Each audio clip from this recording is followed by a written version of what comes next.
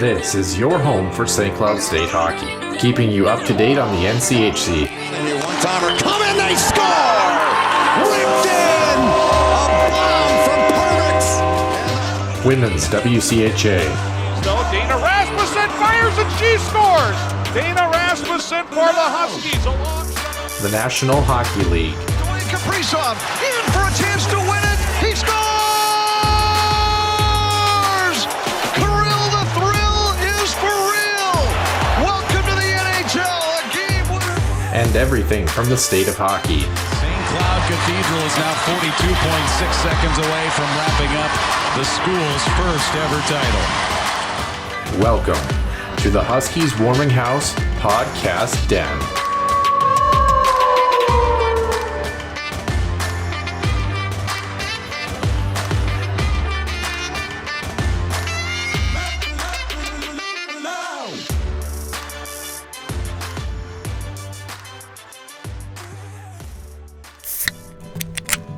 The Huskies Warming House podcast is also brought to you by the Soda Pod, home of NCAA college hockey news and more. Stay wild and up to date with new episodes throughout every week. Find them on Apple Podcasts, YouTube, and other podcast platforms. And welcome into the Huskies Warming House podcast, episode 186 in the den here in the first week of November. Nick Max and Noah Grant, as always, joining you. And Nick, obviously an interesting weekend. We hyped up one team entering up the weekend. We didn't really hype up another. Opposite results for those squads respectively, but still actually I would say probably four very good performances that we're going to break down this weekend. You were in the building for at least half of the weekend, if not more, Nick, and a lot of really great hockey in the Granite City. I always love those double headers when the men's and women's team are able to play back to back like that. It makes for a long weekend, but it makes for a really good weekend of hockey. Yeah, you mentioned the word long weekend. Yes, Friday was a very long day getting to call the women's game. And like you said, we'll obviously break down the games more specific, but I feel like despite what the win-loss column shows, I actually feel like this team actually hung in, and not only just hung by a thread, I actually felt like they battled Wisconsin pretty good on both games. So very long day on Friday, but as you mentioned, it's always good when you're covering college hockey to have, these 10-hour days and getting back into the Twin Cities, not until almost 11:45 at night. So good weekend of hockey, and I think Huskies fans feeling pretty good about their performances this past weekend. Yeah, certainly would agree. For me, the long day was yesterday, Saturday night. Daylight savings time does not stop for night shift workers. In fact, it adds to the fun. So, and then theoretically, I've gotten up at 5 a.m. if you want to be technical. So do I sound tired? Probably, but it's fine. A great weekend of hockey, and obviously a lot of things to discuss too. So a lot of really good stuff to look up as we get ready for the show this week. And as always, we start with Center Ice View News and Notes, presented by HuskiesIllustrated.com and the Soda Pod. Center Ice View News and Notes. Center Ice View provides you with the best coverage of St. Cloud State Huskies hockey, from game notes, recaps, photos, and more. Go to CenterIceView.com.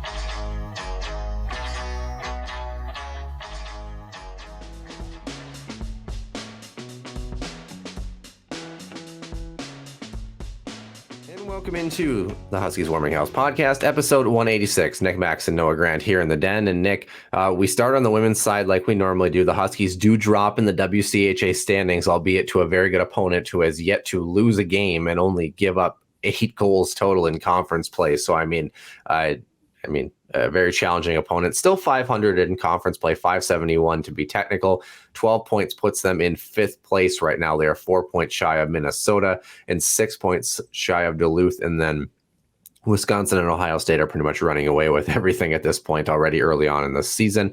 Huskies and Minnesota in 4 and 5 respectively have one less game played than the top 3 teams. So St. Cloud moving to 9 and 4 on the season, 4 and 3 in conference play.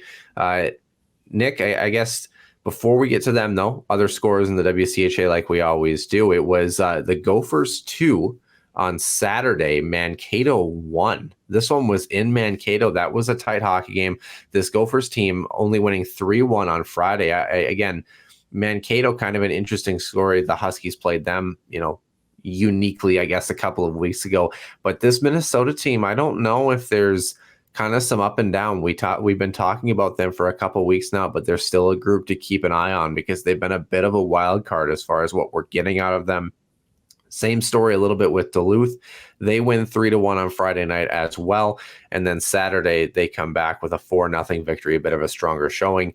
And then Ohio State 9-1 on Friday and 5-0 on Saturday. Bemidji State just didn't have the firepower to match any of what Ohio State had to offer, unfortunately. But this Gophers team still an interesting case. This Duluth team, not exactly running away with things, similar to where they were last year. I definitely think 3-4-5 in the WCHA is going to be an interesting mix. And if you want to throw Mankato in for a good second half push at number 6, I don't think it's out of the question either.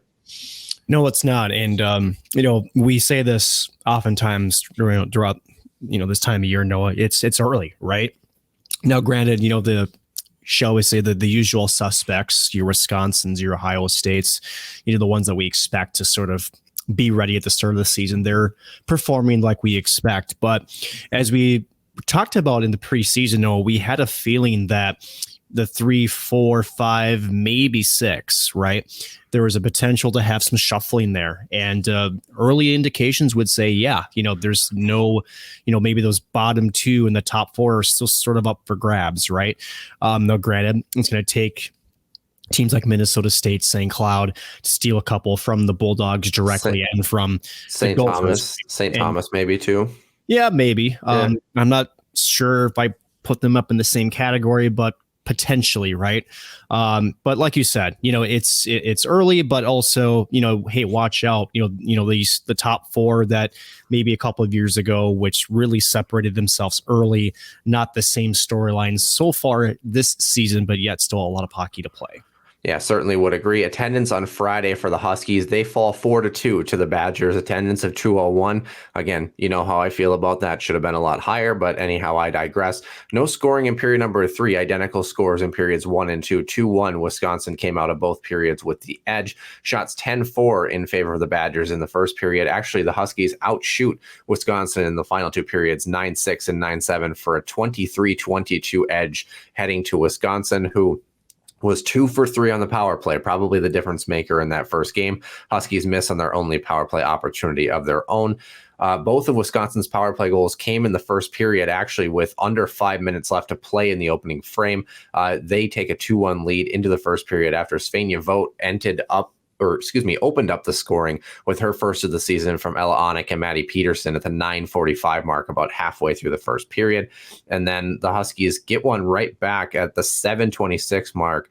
Alice Surreal from Avery Myers and Katie Kaufman had the Huskies deadlocked at 2 before a goal basically about a minute later, and then give or take about 5 or 6 minutes later, had Wisconsin up 4-2, and that was kind of all she wrote. Again, as we talked about, Sonia Hola somehow is human now, allowing 4 goals, 19 saves for her on the total aggregate. But of course, the Badgers, a very good hockey team. Face-off wise, St. Cloud actually had the edge in this one. They were 30 for 52, which is something really notable, I think, in this first contest. But Nick, you were on the microphone for this one. Again, I think we're going to talk about this with this women's team. Both of these scores, 4-2 and then 5-2 on Saturday, bit misleading as to how well this Huskies team played. And I know we talked about last weekend, if they don't get a point out of the weekend, it's going to be disappointing. And I would still agree that maybe one of these probably they could have pushed to overtime. But I still think it was a really great showing. Their process was great. Their fundamentals were great. They just played a Wisconsin team that, to be fair, could be one of, if not the top teams in the country. They're a great opponent. They are the top team in the country, number one. Number two, despite the fact that, and like I said, there's moral victories and there's not, right? Talking to Brian Idalski before the weekend, he actually said that he wasn't actually very impressed with the team's defensive structure coming into this weekend, honestly. And despite the fact that even, they sweep Mankato, he said there's a lot of things we got to clean up. Both games were 2-2 at one point. Huskies were counterpunching. There was trips up the ice between both teams. But that third goal for Wisconsin, 52 seconds after the Huskies tied it from the stick of Surreal, they put it this way, Sonny Hola got no chance on that goal. For those who maybe have missed it, essentially a puck comes around the back of the Huskies net. There was a bad turnover. Huskies kind of over pursued on the near side wall. And when you get Wisconsin a turnover like that, let's just say they don't miss, right? They make teams pay for it. So I mentioned this, Noah, because I really felt like if there was one game where they think they probably left points on the table, that was that game on Friday. I really felt like, again, you mentioned the faceoff dots. They had noticeably been keeping up and won the faceoff battle, right? 5-on-5, I actually thought that they were arguably at times the better team. It wasn't the Huskies of old where they were caught in their own zone 2-3 minutes at a time. There were times they were hemmed in, but it wasn't like, on the edge of your seat, tense, just get the puck out type of thing. Right. So, as we came into this weekend, we asked ourselves, this is the measuring stick, right? I really do feel like St. Cloud has to come out with this weekend head held high, but also maybe, like you said, that they probably could have gotten points out of the weekend. Well, you mentioned it, though. I mean, they had concerns about their defensive structure entering the weekend, especially special teams. Wisconsin was able to exploit that in the first night. But I think that says a lot about this coaching staff. I mean, they're not satisfied with where they're at. And they also feel like, against this Badgers team, against, the top team in the country, they feel like they have more to give. And I think that that's really promising. Both of these games were tight hockey games. Saturday, same story. Don't let the score fool you at all in this one. Shots 26-23 in favor of Wisconsin. So if you're the Huskies, you had a -4 shot differential against the best team in the country this weekend across 2 games. Just putting that out there. They did the Huskies in period number 1 in shots 15-8, came out flying. Were outshot 10-3 in period number 2, which could have been partially a difference, although scoring would not suggest that. And then 8-5 for the Badgers in period number 3. Huskies once again dominant in the faceoff dot, 31 for 53 over the course of the second night. Both teams getting a power play goal. Wisconsin 1 for 2. Great discipline, I think, otherwise. I mean, you only take 5 penalties on the weekend, just got to clean up the special teams battle on the ice. Yep. And then St. Cloud 1 for 4 on the power play. So 1 for 5 across the weekend. Not terrible. It's serviceable. I mean, it's par for the course as to what you're looking for. Wisconsin did get the scoring started in this one less than 4 minutes in before Katie Kaufman responded on the power play, her third of the season. 3 minutes after that, Clara Himlerova, Emma Gentry on the assists. Wisconsin takes the lead 2 minutes into period number 2, and with less than a minute to play in the same frame, the Huskies, on one of only 3 shots in the second period, Alice Surreal from Taylor Lind capped off the Huskies scoring. And then, so it's 2-2 again, entering period number 3, Nick, and with less than 5 minutes to play in this one, with 4:45, if my math serves me correct, it'd be Casey O'Brien's 6th of the season on the power play for Wisconsin. That was the difference maker, and 2 empty netters to seal this game. This was a 3-2 hockey game. In St. Cloud, it was 2-2 until less than 5 minutes left in period number 3. Again, another game where you talked about, did they leave something on the board? They certainly could have gotten points this weekend. JoJo Chobak stops 21 of 24. So, Nick, a kind of close but no cigar, so to speak, and I would imagine attendance of 243 on the second night, by the way. But I would imagine that Wisconsin is now on high alert a little bit. They've probably seen the scores a little bit, seen St. Cloud starting to kind of climb up and show their mettle. I think it's maybe a similar conversation that we had a couple years ago to Duluth, where it was, okay, this team's had a couple of good weekends. Oh, okay, this team can play. And I definitely think that Wisconsin will be on notice. Game plan might look a little bit different the second time, but I think this is no longer going to be a matchup where if the Huskies get a point, it's miraculous. It's well within the reach of this team. So overall, I would say a good weekend. Just unfortunate from a points column perspective. It is, and you take away the power play goals. Technically speaking, St. Cloud was just a -1 at even strength for, the even strength goals, right? Let's just say that numbers in the past, they have been, shall we say, not very close, right? And it's funny you mentioned, Wisconsin taking notice, right? Brian Idalski was very candid when we talked to him on Thursday. And he specifically mentioned the Gophers series, those two Tuesday games, right? And he goes back to the game that the Huskies won. And he simply said, you know what? I don't think we got the best of the Gophers on that night, because he then goes, the next time we faced them, we got, our doors blown off essentially. Right. And he goes, I'm not sure we have earned the respect amongst the league just yet. However, I would imagine that after a weekend like this, not only does Wisconsin take notice, I would think the rest of college hockey takes notice, right? Because again, it's not like, you were suffocated, you battled back, scores were even in both games.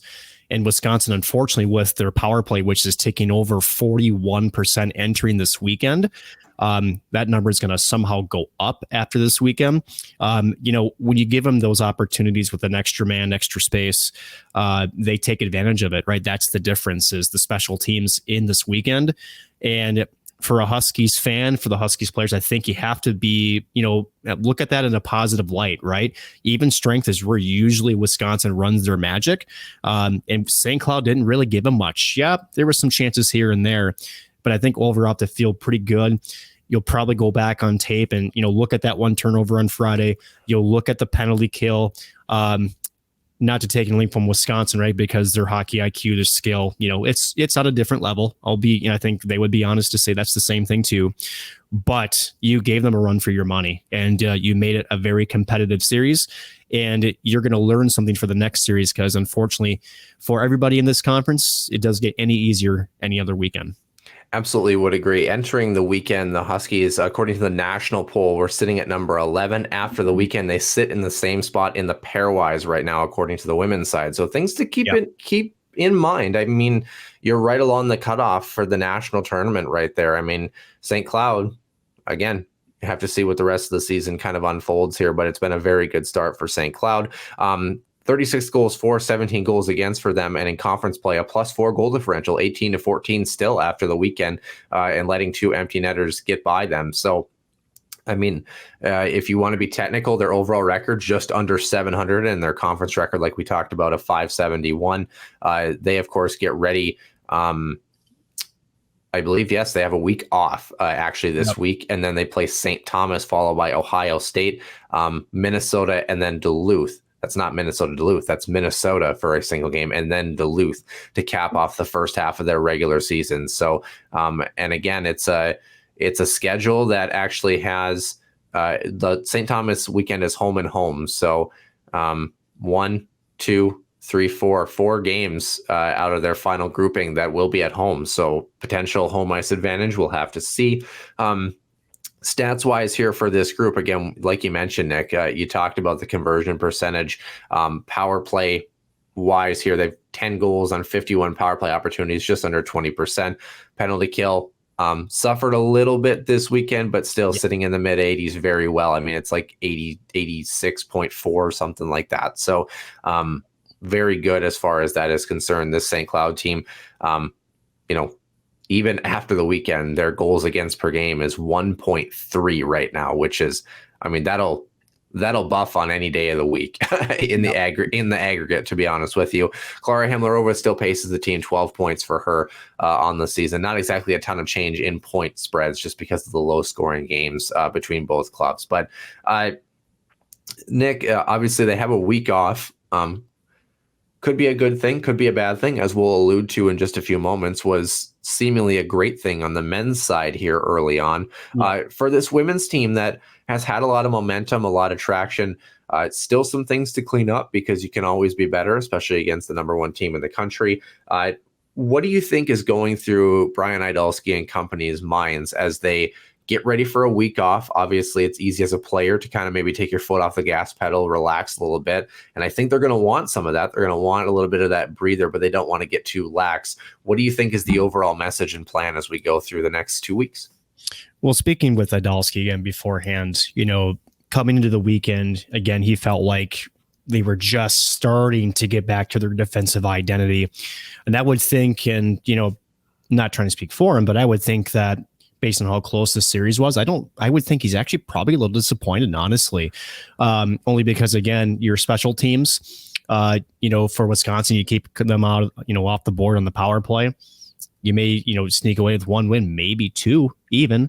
So I think your defensive structure, your puck management, he mentioned that also to us on Thursday, was just making smart plays with the puck. And I felt like for the most part, they did that. And again, this is, more of a testament to Wisconsin, right? They're a team that feasts on other teams' mistakes and rarely do they let you get away with it. So I think this week off, usually when you're playing well, you want to keep playing, right? You want to keep the engines turning. But I do think Brian Idalski would like probably a week to reset and maybe, look at some film, look at what they did well, but more importantly, look at the defensive structure and more so the penalty kill and how they can clean things up. Again, that, we're not seeing the shot blocking prowess like we did last year. That was on the fourth goal by Wisconsin. Sonny Ahold never saw it. It was a floater from the point. So, trying to box out a little bit, making sure your goaltender sees it type thing. So small details. But overall, again, you lose 2 games, but, you were at a point, a stone's throw away from winning one, if not both games. Had you maybe had 2 or 3 minutes where you didn't have a bad puck turnover or maybe, unfortunately killed off a penalty. So disappointed more in the sense that they could have gotten points and there's still some things to clean up. Well, and that's kind of why we talked about it last week, is this team, both of these games had a potential to go the other direction. You're one bounce away from taking both in regulation against this Badgers team. It would have been a tough task. But we talked about games before where Wisconsin, has gotten out of there, maybe sometimes in overtime with a 1-goal spread. But it was never like this. It was always shots 40-12 in favor of Wisconsin. The Huskies were lucky to win a face-off a period kind of thing, right? Now that's not the case. Now it's a back-and-forth battle where even though you looked at the scoring spread, this was a case of late empty net scoring or a quick tally late in the hockey game that opened up the scoring just slightly. Both of these games were, in my mind, and Nick, I think you would agree, essentially 1-goal contest for the majority of both hockey games. To say that against a team that, again, has a chance to win back-to-back national championships, there's something to be said there for this St. Cloud group. It's a great starting point. And to be honest, Nick, it's not the right time to sweep this team. I know that sounds stupid, but it's almost better that the Huskies played them close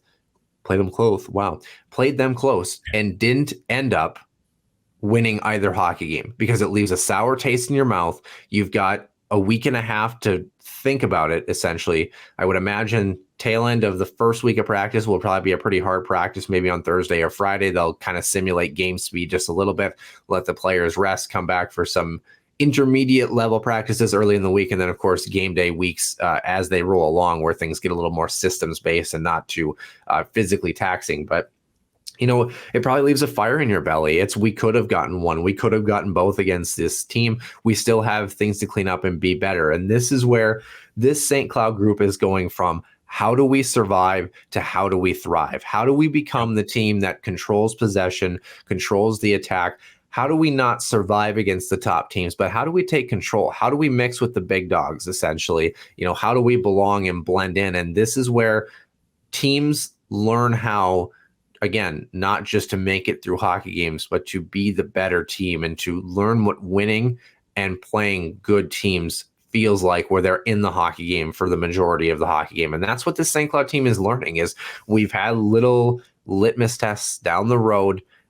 Of course, I think that Minnesota game was a great example on that Tuesday, probably the best one that they've had. They played them close as well, too. St. Cloud is right on the cusp, and it's almost like, as I always love to use the analogy, it's almost like a fat guy on a treadmill running towards the Twinkie, right? You're so close to getting what you want, and you're just not quite there. And I think St. Cloud is right on the cusp, and the losses only fuel the fire. And we've talked about it so much. You need to be playing your best hockey at the right time. If this women's team, if this is their worst hockey, quote unquote, right here at the start of November, I would say this weekend was probably a pretty good building point for this squad. And I think that's, how you have to look at this if you're the coaching staff, the players, right, is this was your measuring stick for where you're at. And even Idalski said, we're going to learn, how much more work we got to do after this weekend. I think he would be pleased overall But now more so, I think he can focus on a couple of things to really hone in what this team needs to improve on, while also taking some positives, because there were definitely positives in this weekend, Noah. But as you mentioned, they're going to have a sour taste in their mouth. They're going to be hungry for the next time that they play Wisconsin, but more so, they're going to want to prove that, after a week off, and then, as you mentioned, they play St. Thomas, that this was not a fluke, that this is the real St. Cloud State Husky team, and they can, feel confident that they can, not only do battle with any team in the league, but they can go out and potentially win, any night. So overall, like you said, good weekend. We would love to see the wins, but again, some things to work on, and the list probably more focused, but definitely not as long as we've seen in past years. Yeah, and got to take care of business in the coming weeks against an opponent like St. Thomas, who you should now, I would say, handle on paper. You have to make sure you don't get away from your game and play down to the level of your opponent on paper, at least. So It should be an interesting next couple of weeks. Of course, like we said, they're off this next week before they face St. Thomas in 2 weeks. I like that headline. Huskies are hungry. Mark it down. Who would have thunk? But moving over to the men's side, there was good eating, so to speak, to start some NCHC action, especially on that second night. First score on the first night, I think, was even a little bit misleading because of how good actually the Huskies played. We talked about how they had to respond against a Miami team who hadn't lost since early October, Nick. This was the most complete weekend that this St. Cloud men's team has put together so far this season. It was a very good showing. They've moved to 500 overall. They're 4-4 on the season. They are one of only 2 teams in the NCHC after weekend number 1 that is undefeated in conference play, Denver being the other one. And then Duluth and North Dakota did not play. So early preliminary standings, if you will.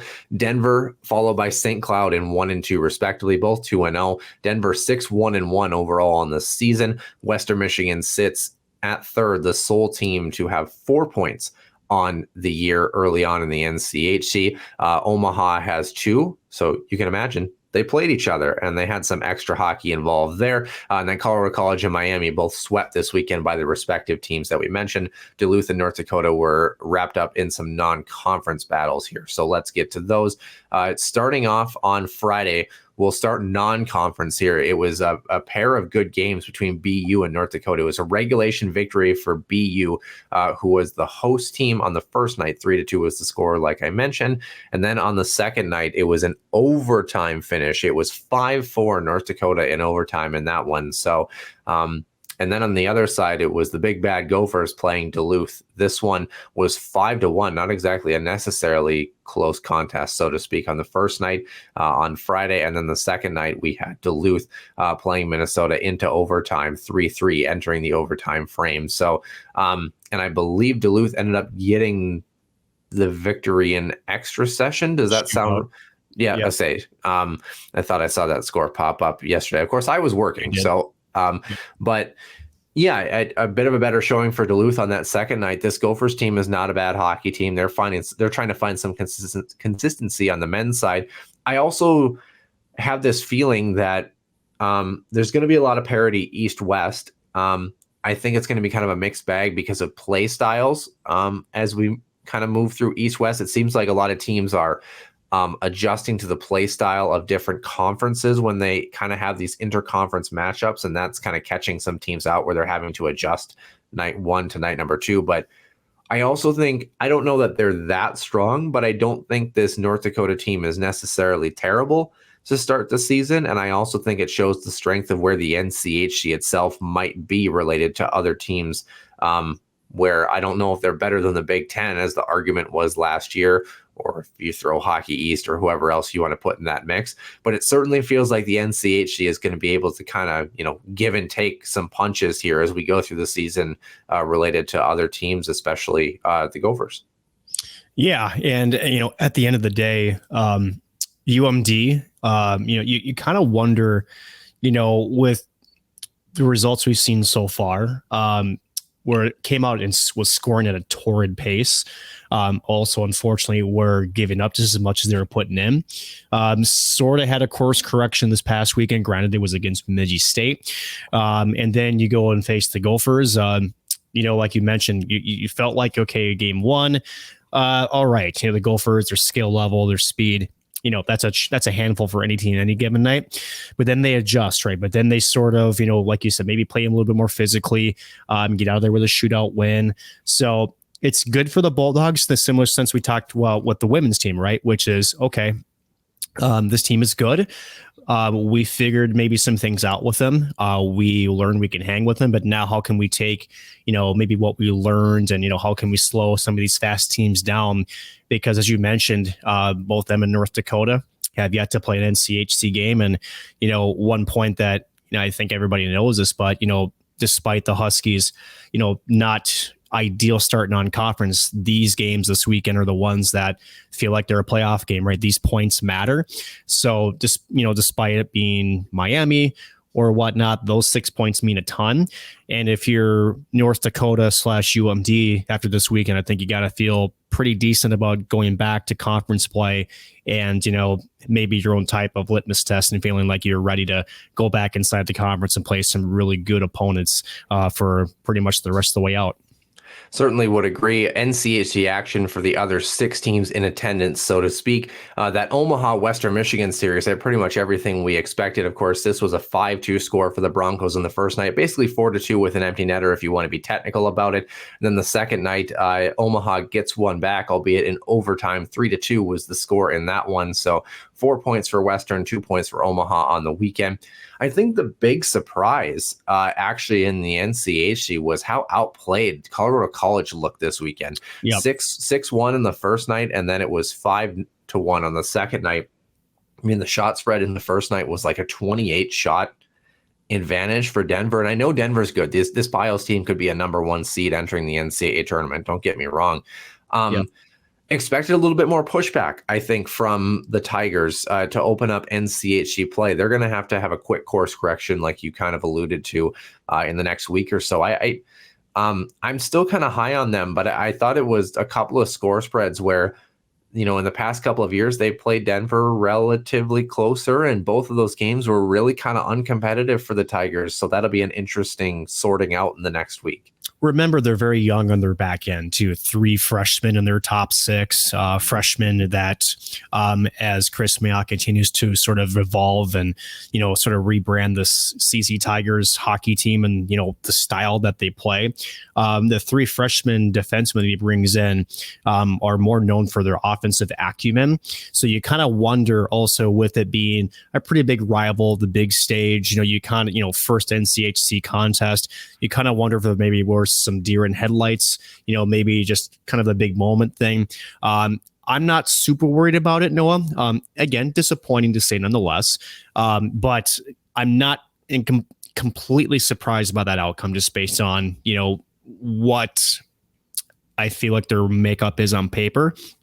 And again, this Denver squad, pretty good, right? So, and again, it's one weekend. If we see this a second weekend in a row, okay, now we have a trend. This isn't just, the big bad Pios that, are the cream of the crop in the NCHC. This is now not your first conference weekend. So I think they'll bounce back. But again, I'm not super shocked by that outcome. Yeah, the second night was maybe a bit more painful. They give up 2 power play goals on 3 opportunities. They outshoot Denver 11-4 in the second period, but they give up 2 goals against on 4 shots, and they're down 3-1 after the second. Shots were 27-21 in the second night. So a much closer spread, all things considered, but the final score was 5-1.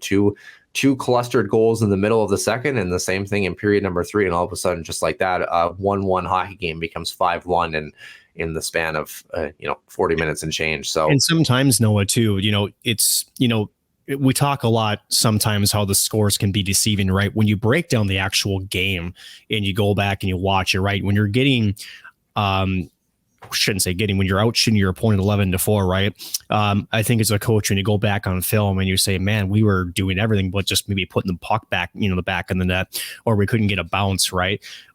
Those are more deflating in the player's perspective, right? Because you feel like you're doing the right things, you're controlling the play, you're driving possession, the puck's on your stick, you're getting the chances, and for whatever reason, maybe they run into a hot goaltender, puck on a sauce pass cross ice, hits a rut, hops over your blade, right? It's just those little small things that can be just go against you, right? Some of us would say the hockey gods weren't on their side. maybe that was the case in the second period. Something they'll have to look at, right? Because, when you look at stats like that, you say, man, they're controlling the freaking game right now, right? But unfortunately, those are the stats that don't matter at the end of the day. It's the goals for and goals against, right? So it's tough for CC. Again, young defensive core. Again, good first weekend to maybe learn some things, but I think they'll bounce back the next weekend. Certainly would agree. Just glancing quickly at other scores before we get to our Huskies. Also, again, this is from this past weekend. Quinnipiac and Dartmouth went to overtime, 2-2 heading to overtime. Interesting. Again, Yep. That was on Friday. I'm trying to see if anything else kind of stands out. UNH and Providence went to overtime. If you're a Denver Pioneers fan, you were watching that somewhat intently. UMass and Northeastern, they were close on that first night. Michigan State trounced Ohio State this weekend, by the way, and Wisconsin beat Michigan. So, I mean, there was your Big Ten action, the CCHA, Lake Superior beating Bemidji. So that conference, St. Thomas beat Northern Michigan. I have no idea who's flip a coin, and you probably are more right than anything, honestly. Yeah, I have no idea how that conference is going to shake out. Michigan State came back and beat Ohio State 6-4 in the second night, and then Wisconsin beat Michigan. They actually swept the Wolverines this weekend. And Penn State and Notre Dame played to a tie. I don't know if both of those programs are necessarily as strong as they'd like to be out of the gate, just depending on where their non-conference has kind of shook out. So Lake Superior actually swept Bemidji State this weekend, and St. Thomas swept Northern Michigan. So again, you don't really know. I don't think kind of with some of these early contests in conference play, there's a lot to be sorted out. But what we can tell you, the St. Cloud State Huskies went undefeated this weekend. First weekend sweep of the year, if memory serves correct. Yep. 3,007 was the attendance here on the Friday night. Huskies improved to 3-4 after this game. They win 3-2 on the scoreboard. Could have been a lot more, I think, is the first game that we could safely say that the Huskies could have, maybe that game against Fairbanks 2 weeks ago, that Friday maybe, but shots 15-7 in period number 1.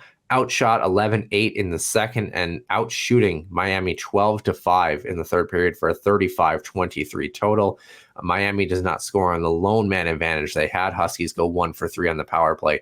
Scoring gets started. A good little kind of gritty play. This is a very Mason Salquist-esque type of goal. His first of the season from Kyler Kupka and Joey Molinar, who had a great weekend, as we'll get to. Nice feed also by Molinar on that goal. Yeah, but good hard forecheck, F1 in on the near or the far side corner, and they're able to essentially kick a puck out along the goal line into the middle of the ice in a nice little bang play for Mason Salquist, first of the year. I like that. I mean, that's exactly the type of goal you would expect him to score in a game like this.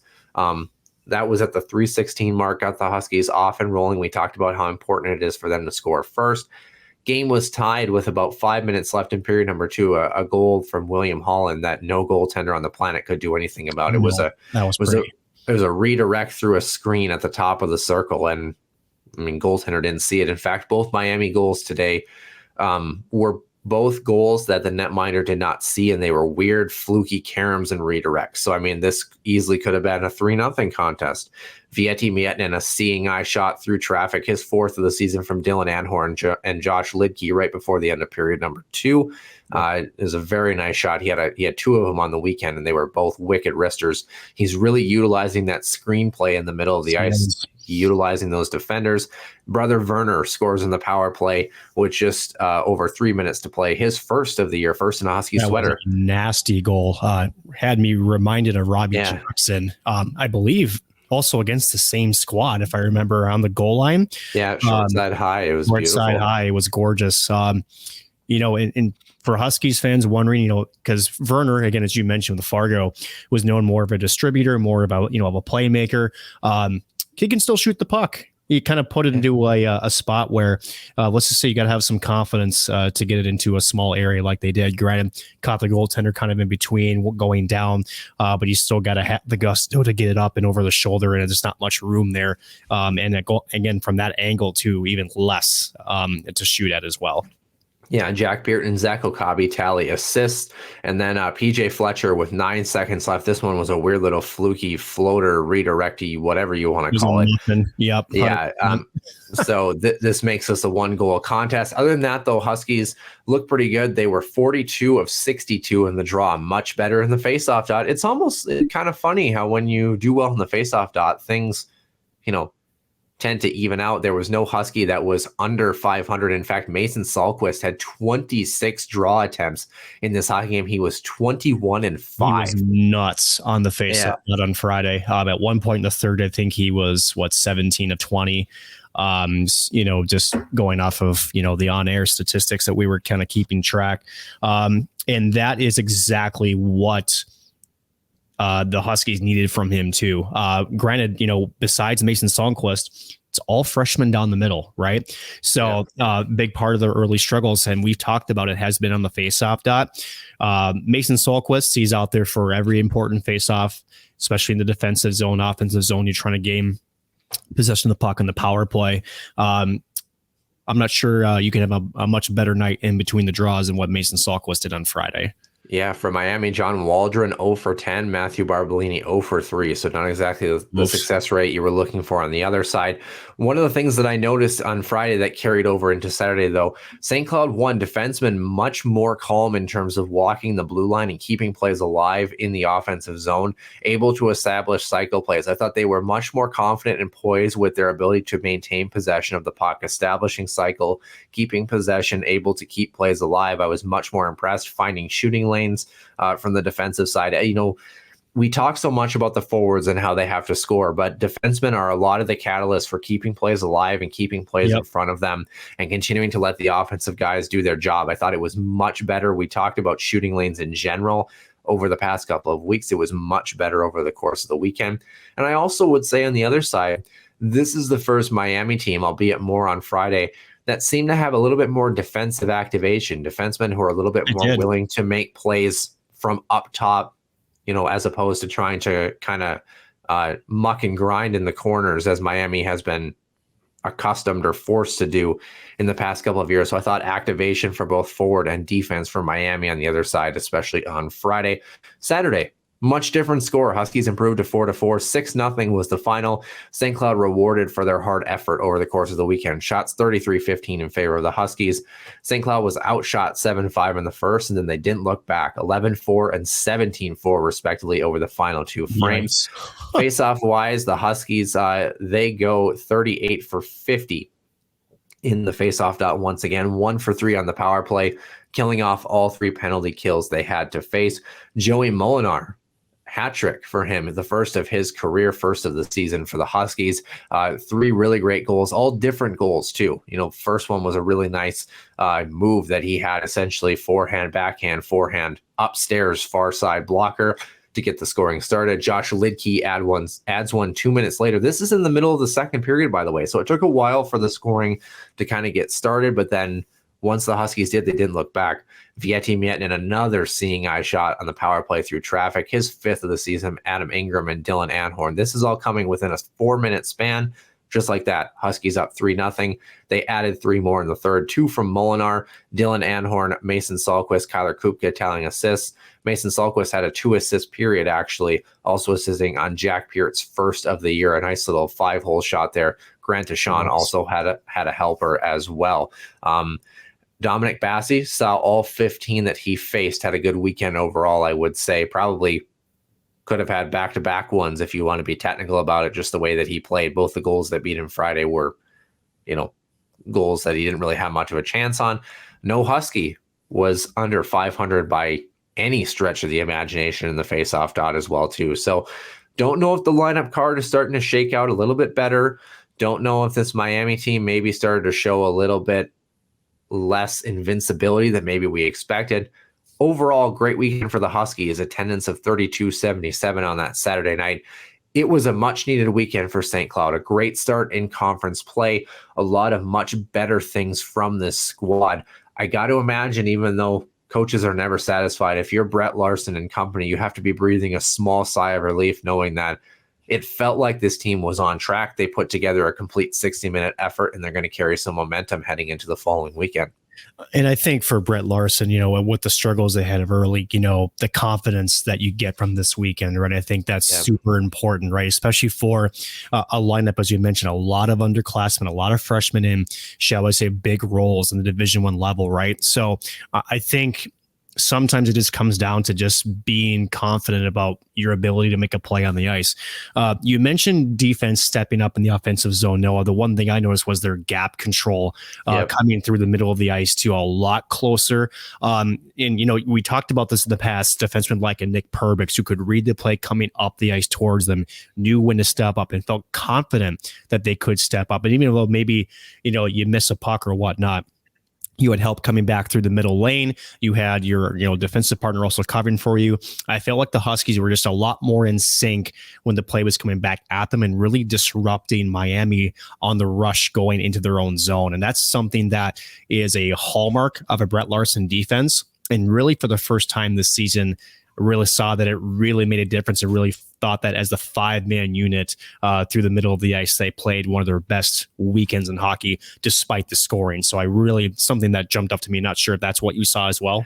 Yeah, would agree. I like that point that you made where it talked about regardless of the scoring. And I felt like the process was right. The fundamentals were right this weekend. And that's kind of what we were harping on, is it wasn't necessarily the fact that St. Cloud was losing games, because as Brett Larson alluded to, and I don't know if we were a little hard on them 2 weeks ago, but he talked about, he goes, we were 2 bounces away in a couple of overtime games from being, on the right side of 500 entering conference play. I mean, it wasn't like, they got their doors blown off necessarily in any of these games, but they just weren't playing the right way. They weren't executing. They weren't putting together complete hockey games. And I think Brett would agree with that. I mean, it was time to clean things up. If you want to be technical about it, Miami, who was in like the top 5 or 6 in the pairwise, has dropped to 31.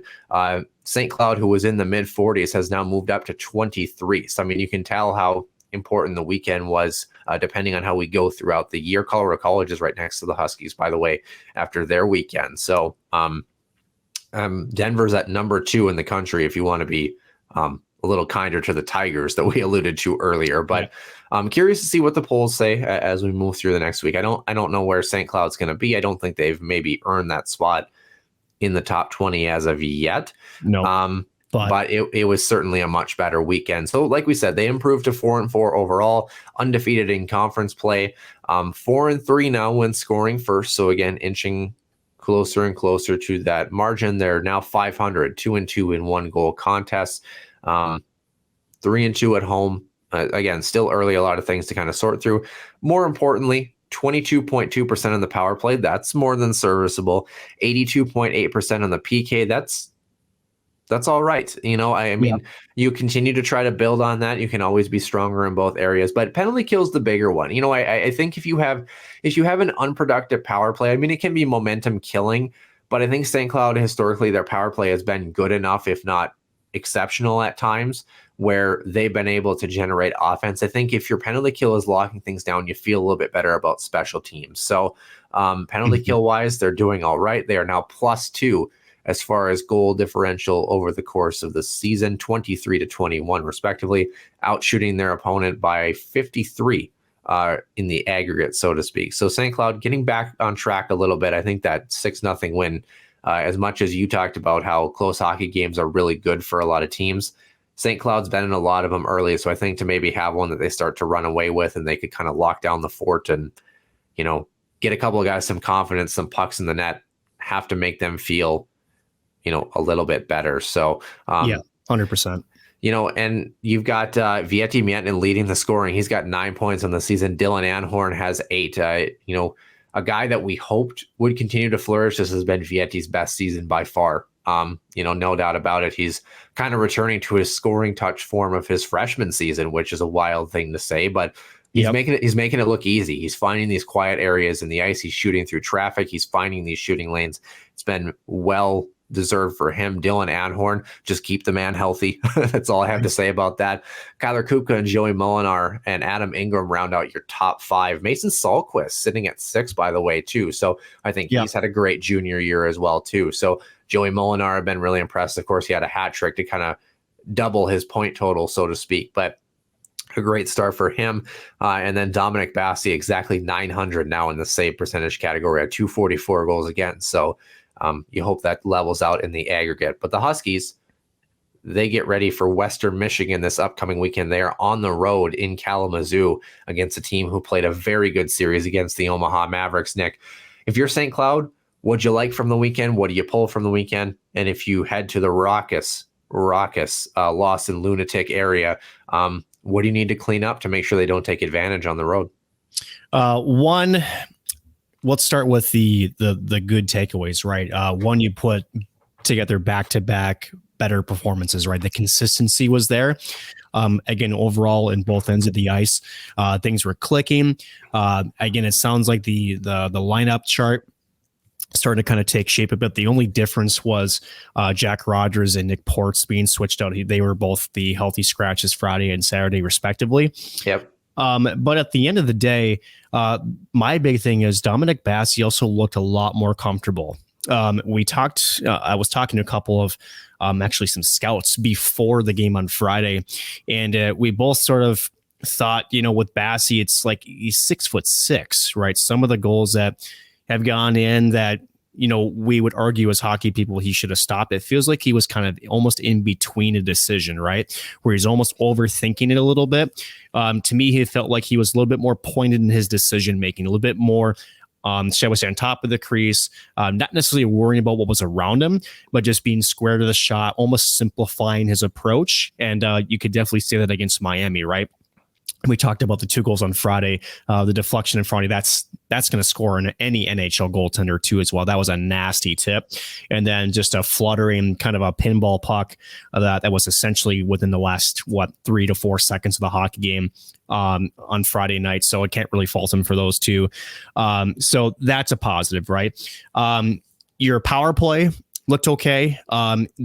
Power play unit 1, the only, from me, because I'm not a hockey coach, but I pretend to be one at times, all left-handed shots. So you kind of wonder what Brett Larson will do to try to keep, shall we say, the power play a bit not predictable. Yeah, you know where the pass is going. It's going to the right, exactly. It's going to the right side of the ice. I mean, for Vidi, right? So. Yeah. We'll be curious to see as the season moves along, what can they do to sort of keep other teams on edge, because with Vidi's shot, again, he's using the screens well.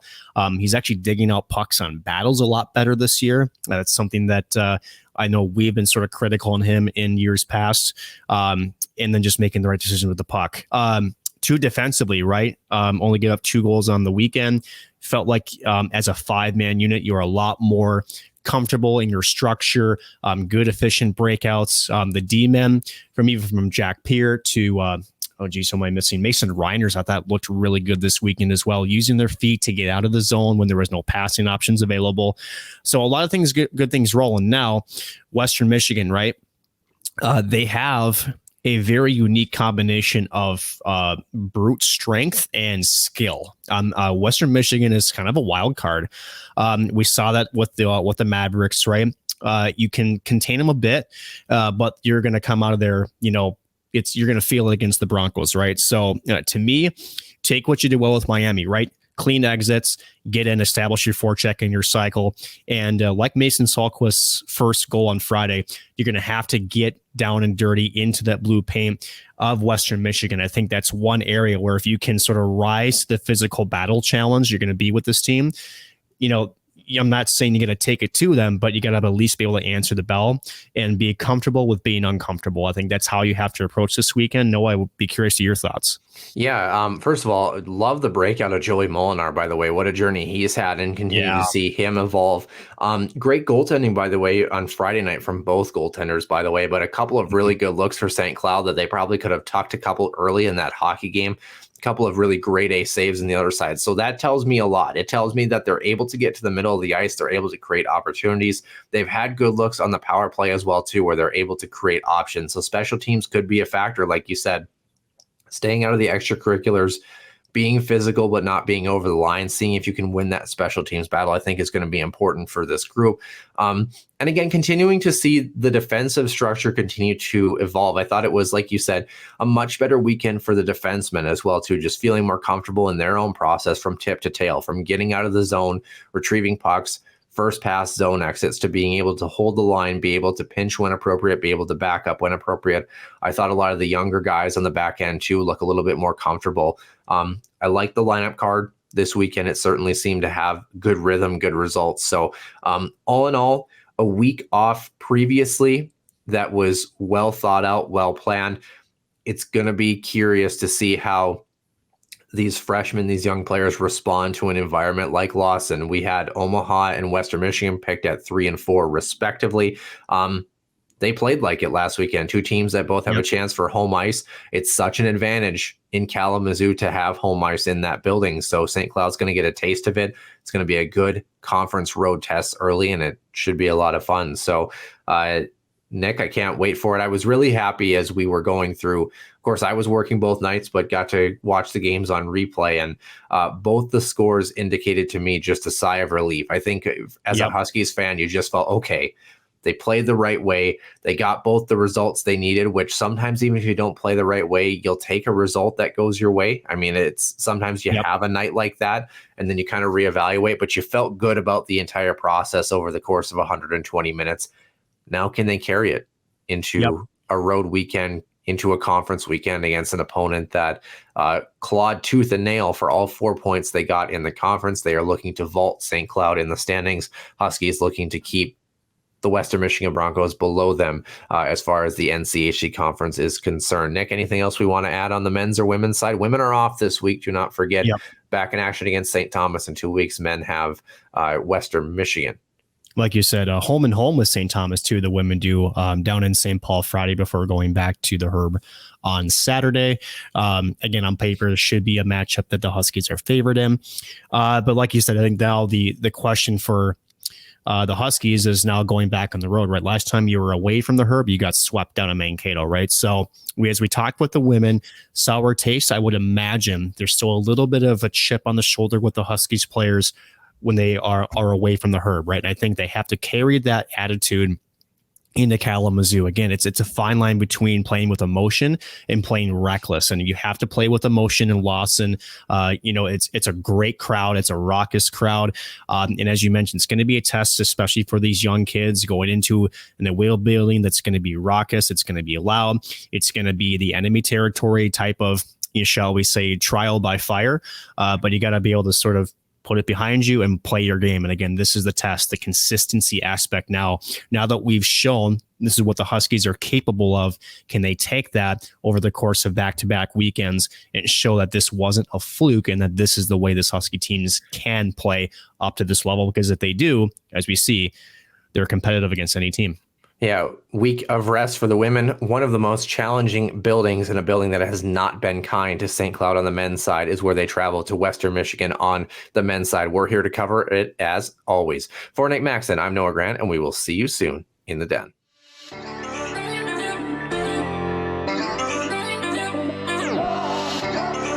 a one-timer coming, they score! Ripped in! A bomb from Pervix! Dana Rasmussen fires and she scores! Dana Rasmussen for the Huskies. Dwayne Kaprizov in for a chance to win it. He scores! Kirill the Thrill is for real! Welcome to the NHL, a game winner. St. Cloud Cathedral is now 42.6 seconds away from wrapping up the school's first ever title.